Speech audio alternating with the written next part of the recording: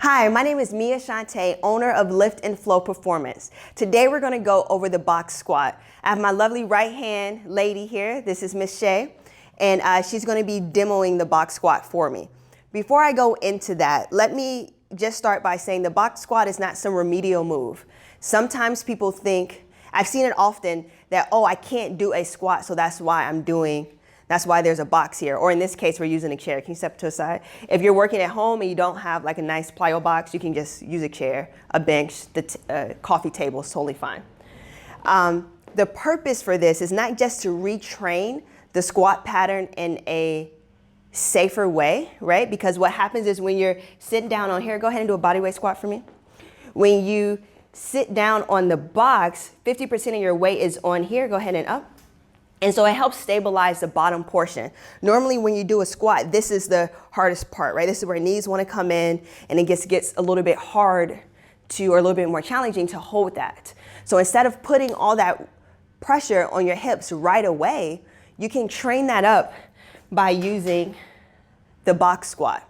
Or let's say you're trying to go to your next level. You're already a great squatter, but you're trying to go and increase in weight. I use the box squat all the time in my own personal training when I'm doing my barbell squats. And it's a great training tool to increase my weight without putting too much pressure on my joints to begin with, right? Because then I mix and match the two.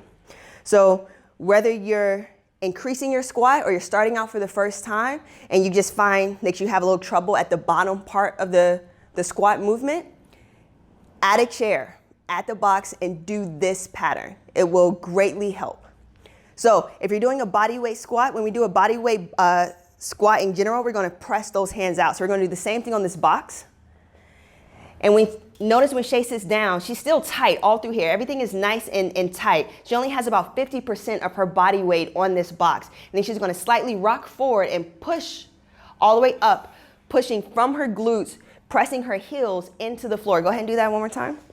And you'll notice one of the benefits too of the box squat is you get a little bit of a straighter shin here. So you get more support from your ankle to your knee, as opposed in a regular squat, it's a little bit more forward and up. Now let's say you want to add some weight to this. You can go ahead and put a dumbbell right here. I don't have one today, but you can do a dumbbell right here. You'll hold it just here, and then you'll do the same movement. Boom. And let's say you're in a gym and you want to get in the squat rack. You'll have that barbell right behind you. Go ahead and put your hands here. And same thing. 50% rock forward, boom. And that rock is not an excessive rock. Can you do an excessive rock for me? Right, we're not gonna lean all the way forward because that's gonna put too much pressure on that low back. Do it one more time. There's just a small rock right in the hips. And that's your box squat.